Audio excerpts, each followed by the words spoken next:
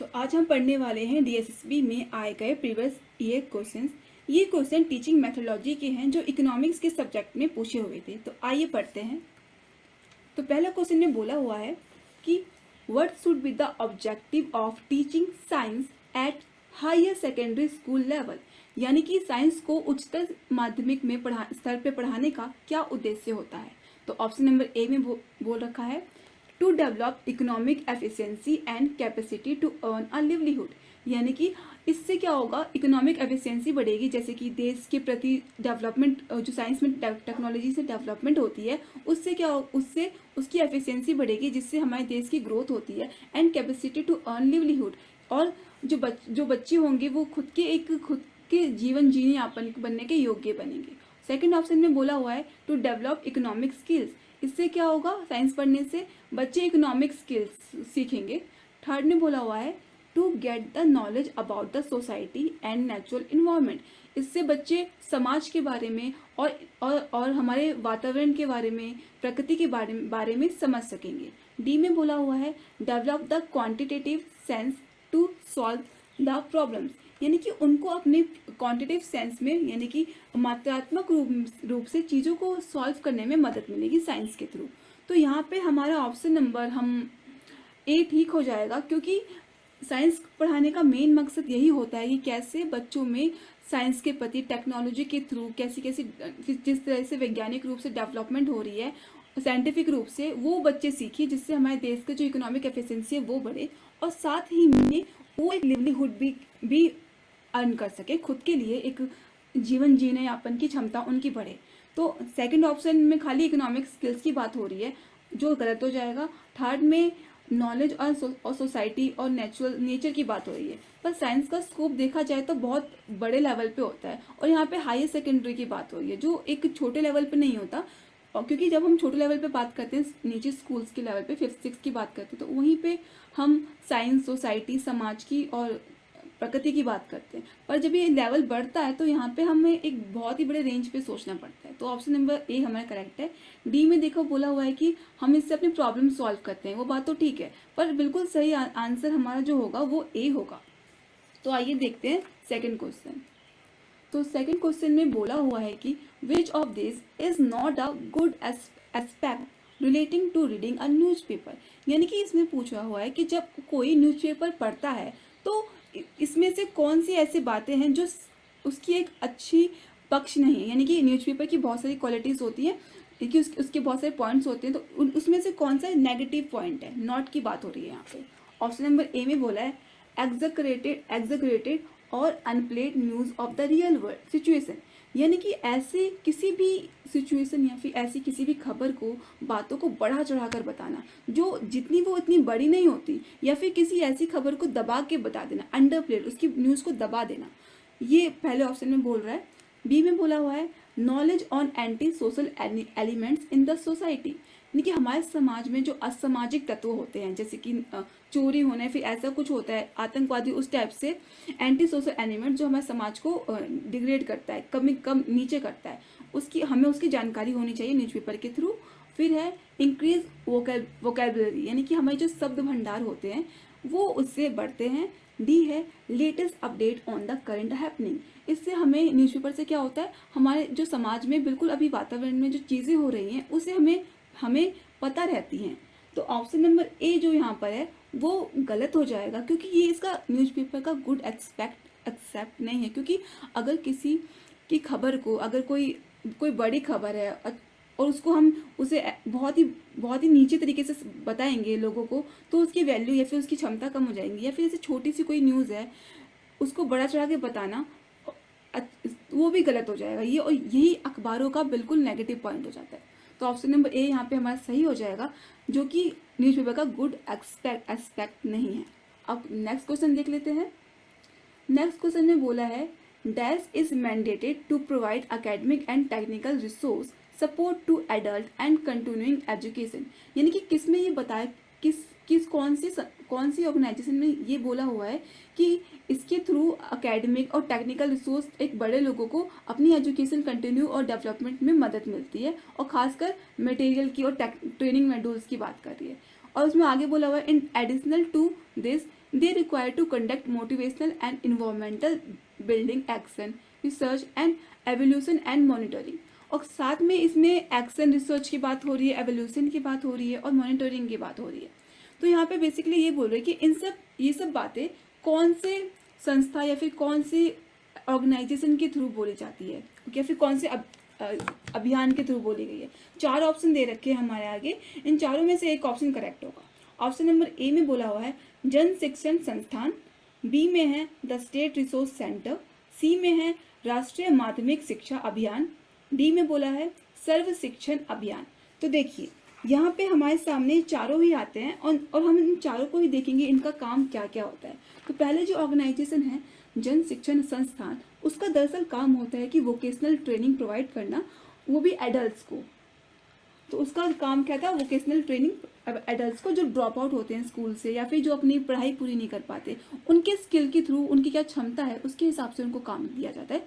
और बी में क्या है द स्टेट रिसोर्स सेंटर, इसमें होता है कि इसमें सी देख लेते हैं पहले, राष्ट्रीय माध्यमिक शिक्षण अभियान, इसके अंदर स्कूलों को यानी कि स्कूलों की डेवलपमेंट के लिए काम किया जाता है। और डी में सर्व शिक्षण अभियान, उसके अंदर होता है कि 6 to 14 ईयर्स के बच्चों के लिए फ्री एंड कंपलसरी एजुकेशन की बात होती है, सर्व शिक्षण अभियान। तो आंसर नंबर बी हमारा करेक्ट हो जाएगा, द स्टेट रिसोर्स सेंटर, क्योंकि उसी का काम होता है कि बच्चों को मटेरियल प्रोवाइड, एजुकेशन के लिए मटेरियल, ट्रेनिंग, ये सब की जो बात कर रखी है इस क्वेश्चन में, और रिसर्च के लिए, एनवायरमेंटल बिल्डिंग के लिए, ये सब इस द स्टेट रिसोर्स सेंटर में ही होता है। तो आंसर नंबर बी हमारा करेक्ट हो जाएगा।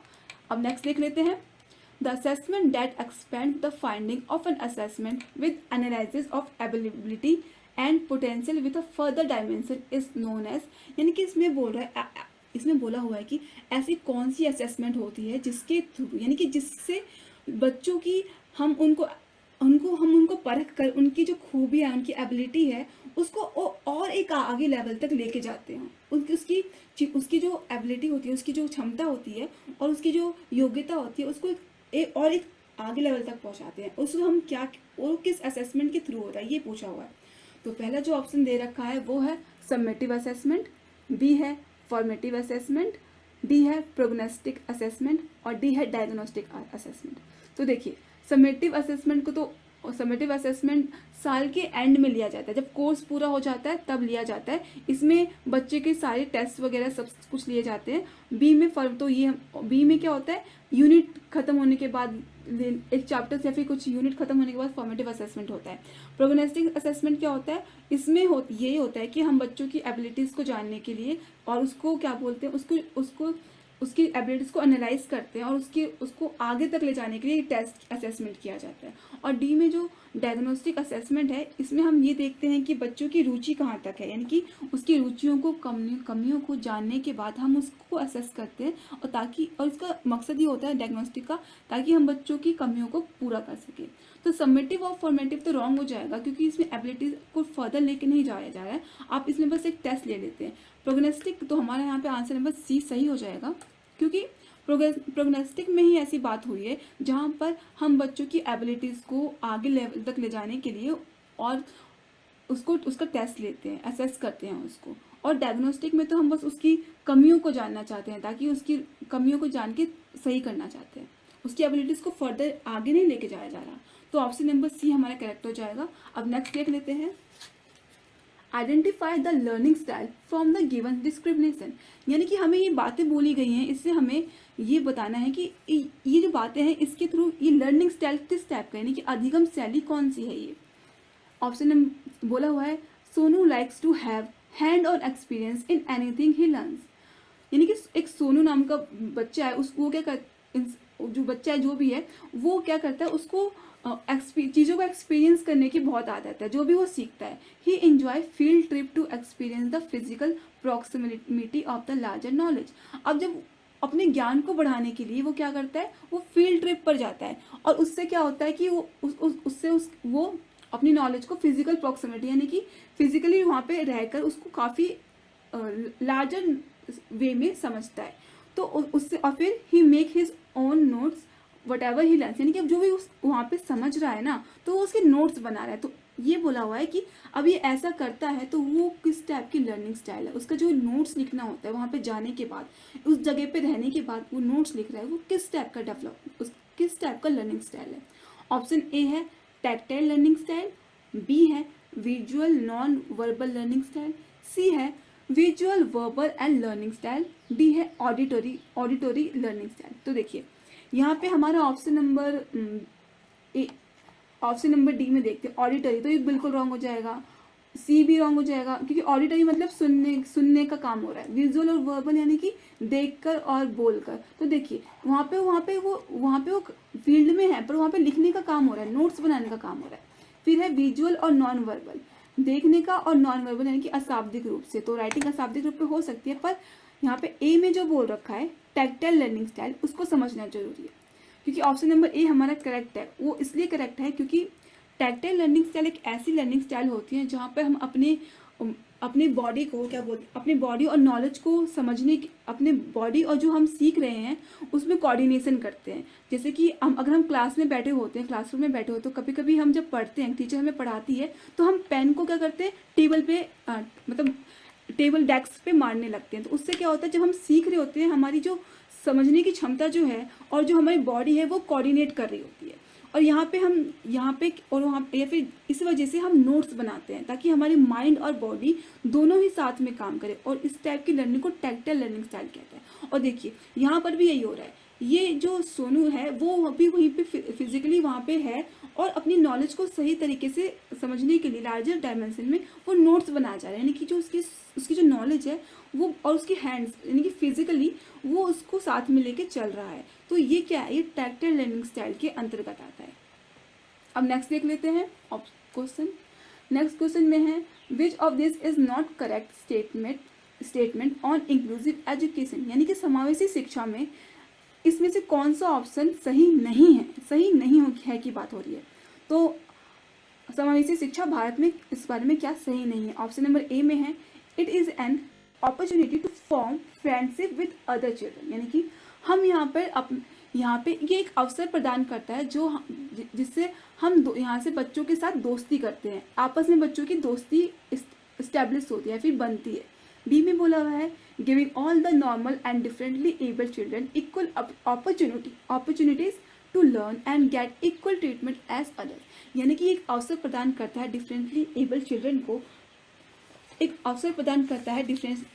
चिल्ड्रन को कि वो एक ही तरह से सीख सके और उनको समान अवसर मिले और उनको एक तरह उनके साथ व्यवहार हो जैसे दूसरों के साथ हो रहा है। सी में बोला हुआ है it develop the tolerance and appreciation of normal differently abled children, यानी कि ये एक नॉर्मल बच्चों में एक टॉलरेंस यानी कि एक क्षमता जगाता है और उनको समझने का, उनको आगे बढ़ाने का, अप्रिसिएट करने का नॉर्मल बच्चों को और डिफरेंटली एबल बच्चों के साथ में रहकर उनमें क्षमता बढ़ाता है। फिर है children with special needs can be made part of regular schools, यानी कि बच्चे जो हैं वो सामान्य स्कूल का पार्ट नहीं बन सकते हैं। तो देखो यहाँ पे ऑप्शन नंबर ए ठीक हो जाएगा, फ्रेंडशिप की बात हो रही है, आपस में फ्रेंडशिप होगी। बी भी यहाँ पे ठीक हो जाएगा क्योंकि यहाँ पे अपॉर्चुनिटीज की बात हो रही है, ट्रीटमेंट की बात हो रही है, सही समान अवसर की बात हो रही है। सी में देखो, सी भी पॉजिटिव पॉइंट है क्योंकि यहाँ से समान बच्चे उनको अप्रिसिएट यानी कि उनको मौका दे रहे हैं। डी में देखो, डी में हमारा रॉन्ग इसलिए हो जाएगा, इनकरेक्ट इसलिए हो जाएगा क्योंकि यहाँ पे क्या हो रहा है कि यहाँ पे हम ये कह रहे हैं कि स्पेशल नीड के बच्चे समान स्कूल में नहीं पढ़ सकते, जो बिल्कुल गलत है क्योंकि स्पेशल नीड के बच्चे अब स्पेशल नीड्स के साथ स्कूल्स में पढ़ सकते हैं with the help of special materials या फिर इंस्ट्रूमेंट्स, सब तरह के बच्चे पढ़ सकते हैं सामान्य स्कूल में। ठीक है, तो ऑप्शन नंबर डी गलत हो जाएगा, जो करेक्ट नहीं है समावेशी शिक्षा के बारे में, क्योंकि समावेशी शिक्षा का मेन जो पहला उद्देश्य यही होता है कि सभी को साथ में लेके पढ़ाना हो एक साथ रेगुलर स्कूल में। तो ऑप्शन नंबर डी इनकरेक्ट हो जाएगा। अब क्वेश्चन नंबर 7 देखते हैं।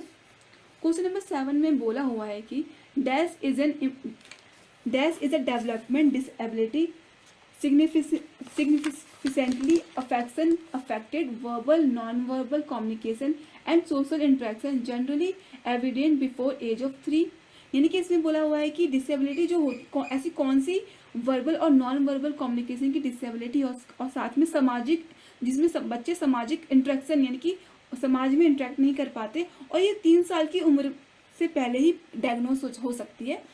और फिर बोला हुआ है कि and characterize by engaging in repetitive activity and steroid movements, यानी कि अब इसमें क्या होता है, और इसमें क्या होगा कि बच्चे एक ही तरह की बातों को रिपीट करते हैं, रिपीट करेंगे या फिर एक ही काम को दोहराएंगे और मूवमेंट्स करेंगे, ठीक है। तो ये पूछा हुआ है कि इनमें से ऑप्शन नंबर ए है डायलेक्सिया, बी है ऑटिज्म, सी है डिस्ग्राफिया और डी है ADHD। तो इसमें देखते हैं इसमें तो देखिए पहला इसमें ये बोल रहा है कि डायलेक्सिया। तो देखो डायलेक्सिया क्या होता है। डायलेक्सिया एक तरह की है जब बच्चे पढ़ने में प्रॉब्लम होती है, उनको जो शब्दों को देख के पढ़ नहीं पाते हैं, तो वो डायलेक्सिया होता है, जो ये डिफिकल्टी आती है। ऑटिज्म क्या होता है, ऑटिज्म ही जो ये बातों में डिस्क्राइब कर रखा है, ये सब चीज़ें होती है। यहाँ पे बच्चे क्या करते हैं, बच्चे एक ही वाक्य को दोहराते रहते हैं और वो समाज से इंटरेक्ट भी नहीं कर पाते हैं, और उनमें मेंटली कह सकते हैं कि मेंटली नहीं, सोशल ये सब चीज़ें आ जाती है उनमें। और फिर है डिस्ग्राफिया। डिस्ग्राफिया क्या होता है, डिस्ग्राफिया एक्चुअली राइटिंग की प्रॉब्लम होती है, जो बच्चों को लिखने में प्रॉब्लम होती है, डिस्ग्राफिया वो होता है। और ADHD एक्चुअली अटेंशन डिफिशिएंट हाइपरसाइट एक नाम की एक प्रॉब्लम होती है, जो बच्चों में और बड़ों में दोनों में होती है, जिसमें वो ज़्यादा देर तक एक जगह टिक कर नहीं रह सकते, फिर फोकस नहीं कर पाते हैं इस प्रॉब्लम में। तो ऑप्शन नंबर बी हमारा ठीक हो जाएगा, ऑटिज्म, क्योंकि इसमें बच्चे एक वाक्य को बार बार दोहराते हैं और सामाजिक रूप से भी वो इंटरेक्ट नहीं कर पाते हैं, और इससे उनको वर्बली और नॉन वर्बली यानी कि अशाब्दिक और शाब्दिक रूप से दोनों ही तरह से कम्युनिकेट करने में प्रॉब्लम होती है। तो ऑटिज्म यहाँ पे हमारा करेक्ट हो जाएगा, ऑप्शन नंबर बी। जो ये सारी चीजें हैं वो ऑटिज्म की तरफ बता रही है। नेक्स्ट क्वेश्चन देख लेते हैं। नेक्स्ट क्वेश्चन में बोला हुआ है विच of this is not a block tool, यानी कि इनमें से कौन सा ब्लॉक टूल नहीं है। तो देखते हैं ब्लॉक टूल नहीं है, तो देखो पहला है वर्डप्रेस, बी है गूगल, सी है एडोब्लॉग और डी है ब्लॉगर। तो इनमें से गूगल जो है वो एक सर्च इंजन है, इसलिए वो ब्लॉक टूल नहीं है, एक सर्च इंजन है। बाकी सारे ब्लॉक टूल हैं, वर्डप्रेस, एडोब्लॉग, ब्लॉगर, ये सब ब्लॉक टूल है। अब नेक्स्ट क्वेश्चन देखते हैं विच of this is not a part of social science, यानी कि इनमें से सोशल साइंस का पार्ट, कौन सी चीज सोशल साइंस का पार्ट नहीं है। तो ए है स्टैटिस्टिक्स, बी है सोशोलॉजी, सी है बायोलॉजी और डी है एंथ्रोपोलॉजी। तो देखिए स्टैटिस्टिक्स जो है वो इकोनॉमिक्स और ज्योग्राफी में तो यूज़ होता ही है, जैसे कि इकोनॉमिक्स में सब मैथ्स यूज़ होती है, स्टैटिस्टिक्स यूज़ होते हैं, ज्योग्राफी में है तो चार्ट्स वगैरह, पॉपुलेशन के सारे अप एंड डाउन, ये सब भी स्टैटिस्टिक्स ज्योग्राफी में भी यूज़ होता है। सोशोलॉजी क्या होती है, ये भी तो वो स्टैटिस्टिक्स साइंस की, वो सोशल साइंस की ब्रांच में आता है। सोशोलॉजी समाजशास्त्र, वो भी 11th-12th में पढ़ाया जाता है। और बायोलॉजी साइंस की ब्रांच है। तो हमारा यहाँ पे ऑप्शन नंबर सी गलत हो जाएगा, जो है बायोलॉजी। और डी में है एंथ्रोपोलॉजी। तो एंथ्रोपोलॉजी क्या होती है, ह्यूमन कल्चर्स के बारे में ये सब पढ़ना, ये सब भी सोशल साइंस का पार्ट है। तो नेक्स्ट क्वेश्चन में बोला हुआ है विच of this is a receiving skill, यानी कि इनमें से कौन सा एक रिसीविंग स्किल है। रिसीविंग स्किल यानी कि जब हम किसी चीज को ग्रहण करते हैं, एक ग्रहण करने वाली स्किल। ऑप्शन ए राइटिंग, लिखना, बी है लैंग्वेज यानी कि भाषा, सी है लिसनिंग यानी कि सुनना, डी है स्पीकिंग यानी कि बोलना। अब देखिए यहाँ पे ऑप्शन नंबर ए जो बोल रहा है रिसीविंग स्किल के बारे में, यानी कि राइटिंग। तो राइटिंग में तो हम लिखते हैं, इसमें कोई हम कुछ रिसीव नहीं कर रहे हैं, बल्कि हमारा आउटपुट जा रहा है, तो ये रिसीविंग स्किल तो है नहीं। लैंग्वेज भी, अब लैंग्वेज किस तरह से, बोल कर, लिख कर, ये तो बात क्लियर नहीं है, तो यहाँ पे लैंग्वेज भी नहीं है, एक सिर्फ भाषा की बात हो रही है। सी में है लिसनिंग। तो लिसनिंग क्या होता है, सुनना। अब देखो सुनेंगे तो क्या शब्दों को ग्रहण करेंगे ना, रिसीव करेंगे। तो यहाँ पे हमारा ऑप्शन नंबर सी करेक्ट हो जाता है, विच इज लिसनिंग। और ऑप्शन नंबर डी जो है स्पीकिंग। तो स्पीकिंग में तो आवाज का आउटपुट होता है, तो यहाँ पे आवाज, तो यहाँ पे वो रिसीव तो कुछ होता है नहीं, वहाँ पे बल्कि जा रही होती है चीजें। तो ये क्या है, हमारा ऑप्शन नंबर सी करेक्ट है, लिसनिंग। अब नेक्स्ट देख लेते हैं विच of this is not a 2D art method which is use while teaching, यानी कि इसमें बोला हुआ है कि इनमें से कौन सा 2D आर्ट स्किल नहीं है, यानी कि 2 डायमेंशनल स्किल नहीं है। अब 2 डायमेंशन यानी कि 2 डायमेंशन के, या फिर 3 डायमेंशन क्या होते हैं, जो हम रियल सिचुएशन में होते हैं, ठीक है, 1 डायमेंशन इस तरह से। और जैसे कि ए है रंगोली, बी है इंस्टॉलेशंस, सी है कोलाज, डी है वाटर कलर पेंटिंग। तो इनमें से जो करेक्ट आंसर है वो हो जाएगा इंस्टॉलेशन, क्योंकि रंगोली जो है वो 2 डायमेंशन होती है, कोलाज जो होता है वो भी 2 डायमेंशन होता है, वाटर कलर पेंटिंग वो भी 2 डायमेंशन है, जबकि इंस्टॉलेशन जो होती है वो 3 डायमेंशनल फिगर हो या फिर ड्राइंग होती है, फिर आर्ट होती है, जो एक्चुअली ये ऐसी होती है कि हम उस आर्ट को देख के हमें लगेगा वो रियल में है। 3 डायमेंशन यानी कि 3D, यानी कि 3D पिक्चर्स हो गई, या फिर कह सकते हैं कि जो हमें देख के लगता है कि रियलिटी है। तो इंस्टॉलेशन में भी एक्चुअली एक बड़ी सी फिगर्स होती है, ड्राइंग्स आर्ट्स होती हैं, जहाँ पे देख कर हमें लगता है कि वो रियलिटी, उसे हम देख के लगेगा कि वो रियल है, बाहर की तरफ या फिर ऑब्जेक्ट्स की तरफ बाहर आती है। और बाकी सब 2D आर्ट्स होती हैं। इस वजह से हमारा जो सारे ऑप्शंस हैं उसमें से हमारा ऑप्शन नंबर बी करेक्ट हो जाएगा, जो इंस्टॉलेशन होगा, जो एक 3D आर्ट फॉर्म होती है, ना कि 2D। बाकी सब 2D है, 2 डायमेंशन। अब नेक्स्ट देख लेते हैं। When a learner performs the skill according to the instruction rather than the observation, he is known to be all at the level of which level of psychomotor domain। यानी कि जब एक learner जो अधिगम करता है, जब कोई जो स्किल अगर वो सीख रहा है, यानी कि ऑब्जर्व नहीं कर रहा है, यानी कि खुद की समझ यूज नहीं कर रहा है, यहाँ पे वो इंस्ट्रक्शन फॉलो कर रहा है किसी के, तो वो कौन से साइकोमोटर के लेवल पे होगा? पहला है इलिस्ट्रेट, बी है इमिटेट, डी है मैनिपुलेट, सी है आर्टिकुलेट और डी है manipulate.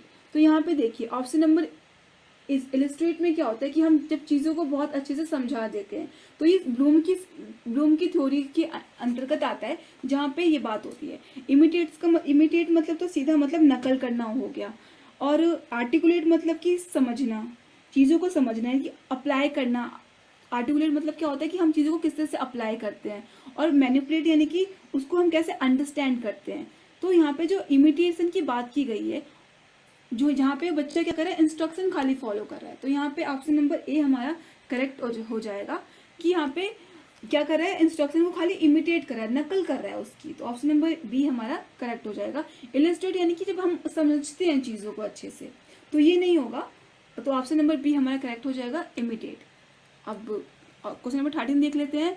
When the knowledge is acquired through religious text it is known as, यानी कि जब हम किसी ज्ञान को या फिर किसी नॉलेज को रिलीजियस टेक्स्ट, यानी कि जो हमारे धार्मिक ग्रंथ होते हैं, जैसे कि बाइबल हो गया, हमारी जो महाभारत हो गई, रामचरितमानस हो गई, और काफ़ी हो गए अलग अलग रिलीजियस में, या फिर ऐसे कह सकते हैं कि जो बहुत सारे जितने भी धर्म में जो रिलीजियस टेक्स्ट होते हैं उसमें की बात हो रही है, उसके थ्रू नॉलेज जो हम गेन करते हैं उसको क्या कहते हैं? ए है ऑथोरिटी, बी है रिवाइलेशन, सी है टेस्टिमोनी, या डी है रीजन। तो देखिए ऑथोरिटी नॉलेज कौन सी होती है? ऑथोरिटी नॉलेज वो नॉलेज होती है जो एक हम किसी अथॉरिटी से, यानी कि किसी एक बड़े इंसान से हमें मिल रही होती है, या फिर कह सकते हैं बड़ी ऑर्गेनाइजेशन के थ्रू, जिसकी एक अथॉरिटी, बड़ी ऑर्गेनाइजेशन उसे हैंडल करती है। जैसे कि माता पिता से के थ्रू हमें नॉलेज मिल सकती है, हमें टीचर्स के थ्रू नॉलेज मिल सकती है, वो एक अथॉरिटी के रूप में, या फिर कोई बड़े सोर्स से नॉलेज मिल सकती है, बड़े अथॉरिटी से नॉलेज मिल सकती है। तो ये इस टाइप की नॉलेज को हम कहते हैं तो अथॉरिटी। तो ये तो होगा नहीं। बी है रिवेलिएशन। रिवेलिएशन में देखते हैं क्या होता है। एक्चुअली रिवेलेशन में एक ऐसी नॉलेज होती है जहाँ पे जादू की बात होती है, यहाँ पे ऐसी चीज़ों की बात, एक अननेचुरल चीज़ों की बात होती है जो एग्जिस्ट नहीं करते हैं, उस टाइप की, जो एक जादुई तरीके से बात करते हैं, एक जो फैक्ट रियल, जरूरी नहीं कि रियल हो, इस टाइप से। सी है टेस्टिमोनी। टेस्टिमोनी में क्या होता है, एक ऐसी नॉलेज होती है जहाँ पे हम सिर्फ खुद की नॉलेज सामने वाले को पहुँचाते हैं, एक सामने से खड़े होकर दूसरे को। डी है रीजन। ऐसी नॉलेज जिसका कोई रीजन हो, उसके बिहाइंड कोई एक साइंस छुपा हो, रीजन हो। तो देखो ऑप्शन नंबर बी हमारे यहाँ पे करेक्ट हो जाएगा, क्योंकि जो रिलीजियस टेक्स्ट होते हैं, रिलीजियस टेक्स्ट होते हैं, जैसे कि हमारे कल्चर में भी, भारत में भी होते हैं, तो अलग अलग, तो उसमें ज़्यादातर इस टाइप की जादुई चीज़ों की बात हो, अननेचुरल चीज़ों की बात कही जाती है। तो इसी वजह से इस टाइप की नॉलेज को रिवेलिएशन में रखा जाता है, क्योंकि इसमें जादुई तरीके की, इस टाइप की अननेचुरल चीज़ों की बातें काफ़ी ज़्यादा होती है। फिर हम देख लेते हैं question number 14। Which of this is not correct statement on guiding principle of constructivism, यानी कि जो संरचनावाद की बात हो रही है, इन स्टेटमेंट में से कौन सी बात सही नहीं होगी। तो देख लेते हैं ऑप्शंस क्या क्या है। ऑप्शन नंबर ए में बोला हुआ है कि the learning focuses on isolated facts not on primary concept. यानी कि इसमें क्या होगा, आइसोलेटेड फैक्ट यानी कि ऐसे फैक्ट, वो फैक्ट्स होते हैं जो पहले से बताए गए हुए हैं, उसमें कुछ नयापन नहीं है। नॉट ऑन प्राइमरी कॉन्सेप्ट यानी कि वो जो बेसिक कॉन्सेप्ट को लेके नहीं चल रहे हैं, बस जो बातें बता दी गई हैं उसी को मान लिया और इसी पे वो फोकस कर रहे हैं। ठीक है, ऑप्शन नंबर ए में ये बोला हुआ है। बी में बोला हुआ है the purpose of learning is for an individual to construct hide or on meaning not just to memorize the right answer. यानी कि इस तरह की लर्निंग का ये मकसद नहीं होता है कि कोई इंसान क्या करेगा, इसमें अपनी खुद की नॉलेज को कंस्ट्रक्ट करे, खुद की नॉलेज को अपने हिसाब से जो छुपी हुई है इस नॉलेज में, जो बातें कहीं भी नहीं गई है ना, उसको हम लोग बातों को समझेंगे अपने दिमाग के हिसाब से, खुद के हिसाब से, अपनी समझ के हिसाब से, और उन चीज़ों को याद करेंगे और सही आंसर को याद करेंगे। ठीक है, इसमें ये बोल रखा है। और सी में बोला है learning requires understanding whole as a part and parts must be understood in the context of wholes. यानी कि हम यहाँ पे चीज़ों को समझने के लिए उसे टुकड़ों टुकड़ों में तोड़ेंगे और उस चीज़ों को अच्छे से, जो बातें कही गई हैं, अपने उससे टुकड़ों में तोड़ते हुए समझेंगे। ठीक है, और डी में बोला हुआ है learning must start with the issue around which student are actively trying to construct meaning. यानी कि यहाँ पे बच्चों को क्या करना पड़ेगा, यहाँ पे जो अपने आसपास का जो इशू यानी कि जो चीज़ें चल रही हैं उसके हिसाब से अब उसमें एक्टिवली पार्टिसिपेट करके अपनी खुद की नॉलेज, उस चीज़ों को समझना पड़ेगा, खुद की कंस्ट्रक्ट, खुद की समझ, सोच की यहाँ पे चीज़ें समझनी पड़ेंगी। तो देखो ऑप्शन नंबर बी तो सही हो जाएगा, क्योंकि देखो बी में भी क्या बोल रहा है, कंस्ट्रक्ट करने की बात हो रही है, बनाने की, छुपी हुई मीनिंग को ढूंढना हो रहा है। तो यहाँ पे भी बच्चा नॉलेज को समझ ही रहा है, कंस्ट्रक्ट कर रहा है। सी में क्या कर रहा है, सी में भी चीज़ों को तोड़ तोड़ के समझ रहा है, खुद के हिसाब से कंस्ट्रक्ट कर रहा है। यहाँ पे डी में भी वही चीज़ हो रही है कि यहाँ पे भी कंस्ट्रक्ट हो रही है कि बच्चे क्या कर रहे हैं, इशूज जो हमारे आसपास माहौल चल रहा है उसको हिसाब से, अपने समझ के हिसाब से, खुद की जो समझ के हिसाब से चीज़ों को समझ रहे हैं, कंस्ट्रक्ट यानी कि बना रहे हैं। अब ए में हमारा आंसर, हमारा ए इसलिए हो जाएगा गलत क्योंकि यहाँ पे बच्चे अपनी नॉलेज कंस्ट्रक्ट तो कर नहीं रहे हैं, जो फैक्ट दिए गए हैं उसी पे फोकस हो रहा है और प्राइमरी कॉन्सेप्ट को छोड़ दिया जा रहा है, नॉट की बात कर रहे हैं। तो ऑप्शन नंबर ए हमारा करेक्ट हो जाएगा, क्योंकि यहाँ पर क्या हुआ कि यहाँ पे कंस्ट्रक्ट यानी कि कंस्ट्रक्शन की बात हो ही नहीं है, खाली सिर्फ आइसोलेटेड फैक्ट्स की बात हो रही है और कॉन्सेप्ट को छोड़ दिया गया है। अब नेक्स्ट देख लेते हैं, विच of this is not an assessment method. यानी कि इनमें से कौन सा असेसमेंट मेथड नहीं है, एक आकलन करने की विधि नहीं है। ए है प्रेजेंटेशन, बी है student watching and audio visual, C है होमवर्क एक्सरसाइजेस और डी है सिमुलेशंस। तो देखिए यहाँ पे ऑप्शन नंबर ए प्रेजेंटेशन ठीक है, क्योंकि प्रेजेंटेशन में बच्चे अपने खुद की प्रेजेंटेशन बनाएंगे तो वो भी एक तरह का असेसमेंट भी होगा, जब वो प्रेजेंटेशन देंगे वो हम उसको एक्सेस कर सकते हैं। बी में क्या बोल रहे हैं, ऑडियो विजुअल क्या रहा है, तो ये ऑप्शन हमारा गलत हो जाएगा, क्योंकि हम यहाँ पे उनके ऑडियो विजुअल देखने से हम उनको कैसे असेस कर सकते हैं, वो तो बस एक खुद ही बैठ के देख रहे हैं ऑडियो विजुअल। और सी में होमवर्क देने की बात हो रही है तो उससे हम उनको एक्सेस, आकलन उनका करेंगे। डी में सिमुलेशन की बात हो रही है, जो एक तरह से नकल करना होता है, या फिर किसी सिचुएशन में हम उनको डालकर उनका असेसमेंट कर सकते हैं। सिमुलेशन यानी कि नकल करना है, ऐसी सिचुएशन में उनको डालना जो रियल नहीं होती, बट उसमें उन्हें डालकर हम उनको रियल वर्ल्ड में फेस करने के लिए तैयार कर सकते हैं, या फिर नकल करके वो लोग सीख सकते हैं इस तरह से। तो ऑप्शन नंबर हमारा बी यहाँ पे करेक्ट हो जाएगा कि असेसमेंट, इसमें से ऑडियो और विजुअल देखना कोई असेसमेंट नहीं होती है। ओके, तो अब वो क्वेश्चन नंबर 16 देखते हैं, विच of this is not correct statement of CAI। तो देखो CAI का फुल फॉर्म होता है CAI का फुल फॉर्म होता है कंप्यूटर एडेड इंस्ट्रक्शन, यानी कि इसके बारे में हम थोड़ा देखते हैं, पहले ऑप्शन से पढ़ लेते हैं। It facilitates रीटीचिंग and re enforcing, यानी कि ये क्या करता है, इसकी वजह से क्या होता है, रीटीचिंग होती है, फिर से पढ़ाना पड़ता है और उससे रिइंफोर्समेंट होता है। ठीक है, बी में बात करें, CAI can give a human touch better than traditional teaching, यानी कि CAI से क्या होगा कि हम ह्यूमन टच यानी कि एक ट्रेडिशनल टीचिंग के से अच्छा हम यहाँ पे ह्यूमन टच दे सकते हैं, एक मानव का टच दे सकते हैं यहाँ पे पढ़ाने में। ठीक है, सी में बोला it can help teacher to improve their role in education process, यानी कि ये क्या करेगा, टीचर की हेल्प करेगा एजुकेशन प्रोसेस को अच्छा करने में। ठीक है, इसकी बात हो रही है।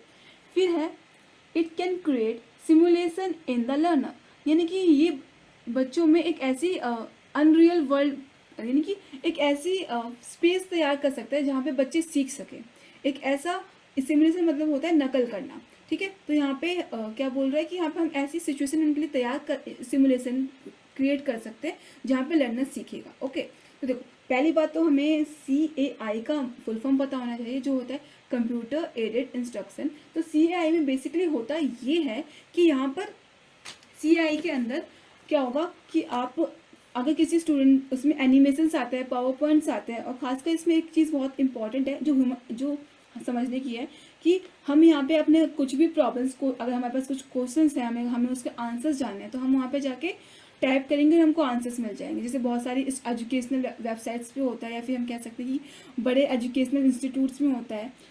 तो हमें कुछ भी अगर पता करना है अपने सब्जेक्ट से रिलेटेड, अपने एजुकेशन से रिलेटेड, तो हमें बस जाना है कंप्यूटर पे और अपने क्या करते सकते हैं कि हम अपने आंसर्स को, प्रॉब्लम्स को ढूंढने के लिए उस पर टाइप करके या फिर कुछ भी करके अपने आंसर्स को ले आ सकते हैं। तो देखो इससे हो क्या रहा है, इससे क्या हो रहा है कि इसको हमारे सामने एक ह्यूमन टच आ रहा है। ह्यूमन टच इसलिए आ रहा है क्योंकि टीचर तो नहीं है हमारे पास, पर हम अपने क्वेश्चंस को सॉल्व करने के लिए, टैकल करने के लिए, उसको सामना करने के लिए अपना क्वेश्चंस को एक कंप्यूटर्स के थ्रू हम समझ सकते हैं, या फिर कह सकते हैं कि चीज़ों को अच्छे से समझ सकते हैं। तो ये क्या है, ये ट्रेडिशनल टीचिंग से ज़्यादा अच्छा है।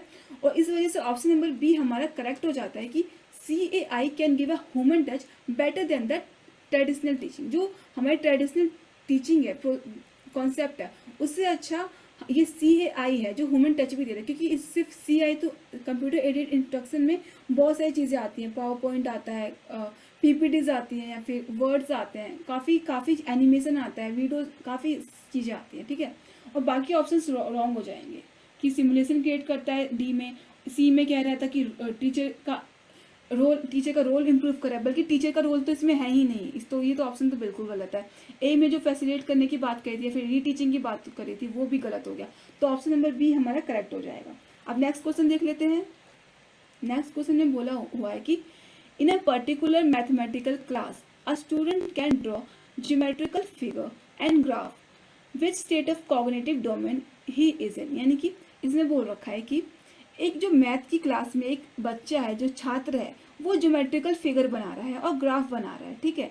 ज्योमेट्रिकल फिगर जो सर्कल या फिर सर्कल हो गया, स्क्वायर हो गया, उस टाइप्स, और ग्राफ हो गए, वो सब वो उसे बनाने आ रहे हैं। तो वो कौन सी कॉग्निटिव डोमेन की स्टेट में है, ठीक है।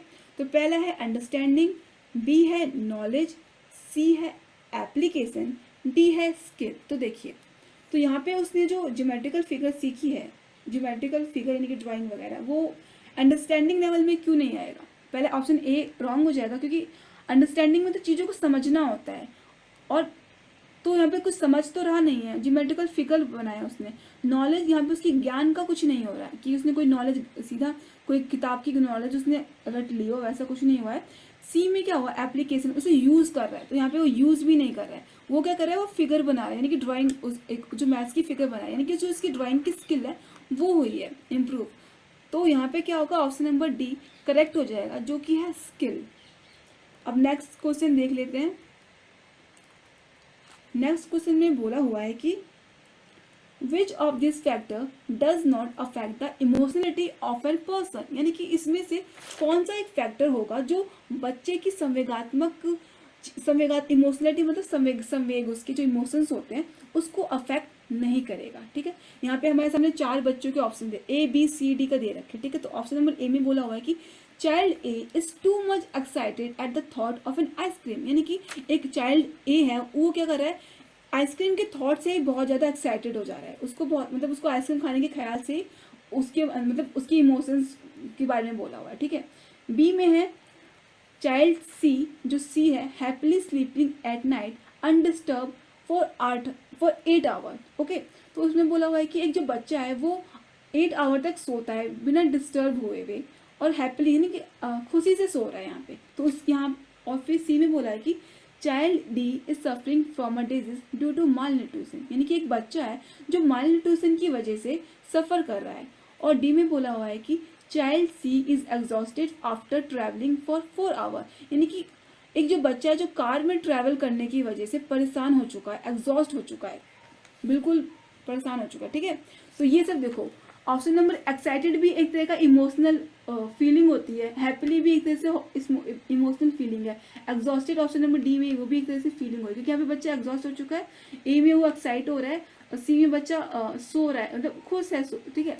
तो ऑप्शन नंबर डी में क्या हुआ है, माल न्यूट्रिशन की वजह से जो सफरिंग हो रही है, उसको डिजीज की वजह से सफरिंग हो रही है, उससे वो परेशान तो है, पर ये कोई उसका इमोशनल नहीं है, क्योंकि माल न्यूट्रिशन कुपोषण जो होता है वो एक शारीरिक बॉडी को कमजोर कर देता है, जो खाना ना खाने की वजह से छोटे बच्चों में होता है, सही न्यूट्रिशन या फिर उनको जो कमी हो जाती है खाने में, उसकी वजह से हो रहा है। तो उसमें कोई इमोशंस तो नहीं है, तो हमारा ऑप्शन नंबर सी करेक्ट हो जाएगा, क्योंकि यहाँ पर इमोशंस की बात हो रही है, ना कि किसी डिजीज की बात हो रही है और ना ही किसी ओके। तो option number C is correct. Moving to next question, teacher can support Rita a dyslexic child by, यानी कि हमारे सामने एक बच्ची है रीता, वो डायलैक्सिक चाइल्ड है, तो हम उसको कैसे एक टीचर उसकी कैसे मदद कर सकती है, ठीक है। तो ऑप्शन नंबर ए में बोला है बाय गिविंग रेमेडिएशन, यानी कि उपचारात्मक मेथड यूज करने के बाद, बी है गिविंग प्रिंटेड नोट्स, यानी कि हम उसको एक प्रिंटेड नोट्स दे सकते हैं, सी में बोला हुआ है गिविंग मोर राइटिंग प्रैक्टिस, हम उसको लिखने के लिए और प्रैक्टिस करने के लिए और दे सकते हैं, प्रैक्टिस करने के लिए, लिखने के लिए, और डी है अलॉटिंग अ बडी, ठीक है। तो यहाँ पे देखिए डी तो ऑप्शन रॉन्ग हो जाएगा, क्योंकि अलॉटिंग अ बडी एक्चुअली दो काफ़ी केसेस में होता है, यानी बच्चों को अलॉट किया जाता है, फिर जो बच्चे को प्रॉब्लम होती है उसको, या फिर कुछ कहीं घूमने जाना होता है तो स्पेशल चाइल्ड को अलॉट किया जाता है, या फिर टीचर्स भी होते हैं उनको भी अलॉट किए जाते हैं, जब उन जो ट्रेनिंग टीचर्स होते हैं उनके लिए। और सी में बोल रहा है कि गिविंग मोर राइटिंग प्रैक्टिस, जब हम बच्चों को, और डायलैक्सिक एक्चुअली एक तरह से एक अबनॉर्मलिटी होती है, ठीक है।